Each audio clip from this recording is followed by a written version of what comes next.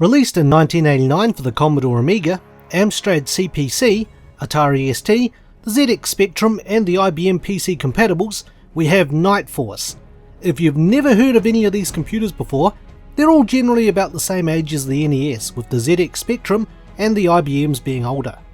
The game was developed and published by Titus Software, and the version that I'll be reviewing is the Amiga version running off an actual Amiga 500 computer. In this game you play as the Knight of Thunder, a warrior tasked with rescuing Princess Tanya from the evil wizard Red Sabbath on an adventure spanning through space and time. Red Sabbath has a unique ability in which he can clone himself a seemingly infinite number of times and used his power to rule over various time/space zones, with the ultimate goal of taking over the kingdom the Knight of Thunder protects. Why he couldn't just simply raise an army of clones and attack it by brute force is beyond me, but in the places where his clones reside he appears to be seemingly invincible. However, you discover that by collecting the appropriate amulet within the realm, you can defeat one of those clones and move on to the next one. The game is a beat 'em up in which the Knight of Thunder must fight creatures of the realm in order to get the amulet before challenging Red Sabbath and his clones. But, is the game any good? Find out in The Good. The game looks very nice. Each realm the Knight of Thunder visits looks unique, and the enemies present fit the setting that they come from. Whether you're fighting a robot that punches you, or a spooky skeleton, the graphics for the enemies and the backgrounds are pretty good for 1989. But the one thing that takes the cake is the throne room that you fight Red Sabbath and his clones in. The atmosphere is very fitting for a one-on-one fight with an evil wizard. Enemies when killed leave a smouldering wreckage of mechanical, or a gory mess of organic, with the body disappearing when a new wave of enemies appear. Unfortunately though, the visuals are the only good thing the game really has. Everything else comes under the bad. The controls for this game is absolute garbage. Moving the Knight of Thunder around feels clunky and very sluggish. The Knight also has 8 directions he can attack in, and in order to make an attack you're required to hold the fire button on your joystick, or the spacebar on the keyboard, and press a directional button. The sluggish controls are no help if the Knight is attacked from both sides, as each time he's hit he falls over, and the process of falling over and getting up again is approximately 1 second. By the time you try to turn around to hit whatever it is behind you, chances are you would have been hit again.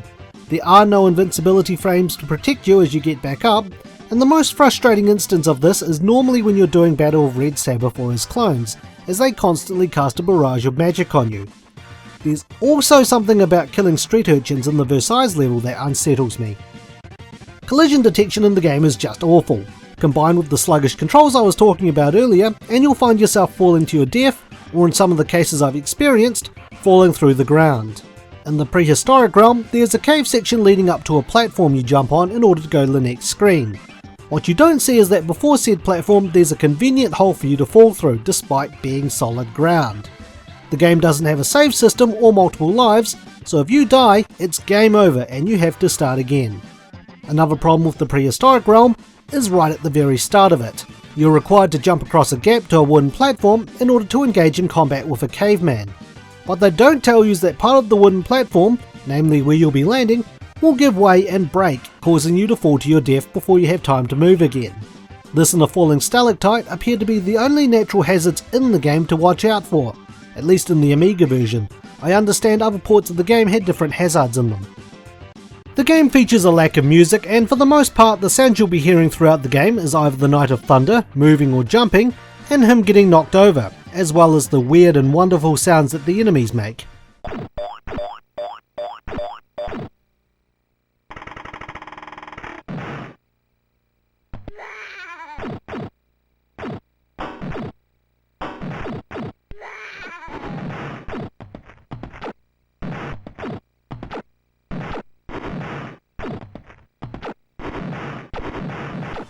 Some of the locations provide next to no guidance, as without reading the instructions you wouldn't expect to know that holding your sword up or down for a bird to hit it will take you back to the hub where you select the realm you want to visit.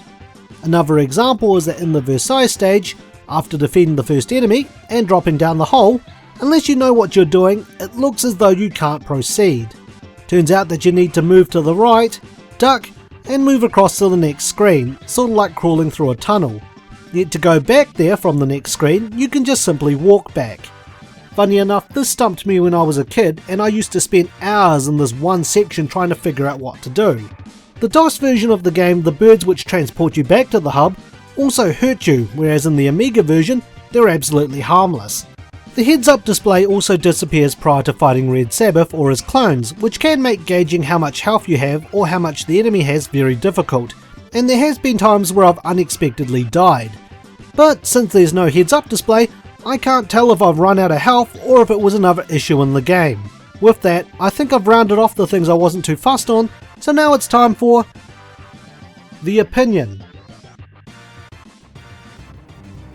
Night Force would have been a really fun game. However, sluggish controls, poor collision and other problems plagued the game, and personally, it stands as one of the worst games I've ever played.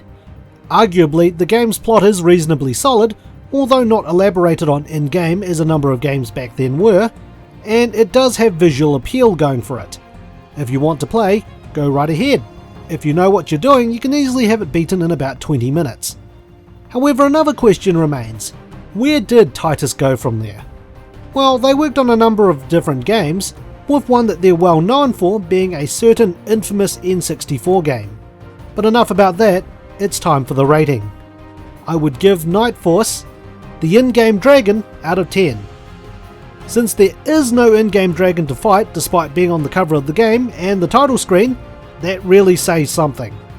Thanks for watching and stay tuned for the next Infinite Backlog review.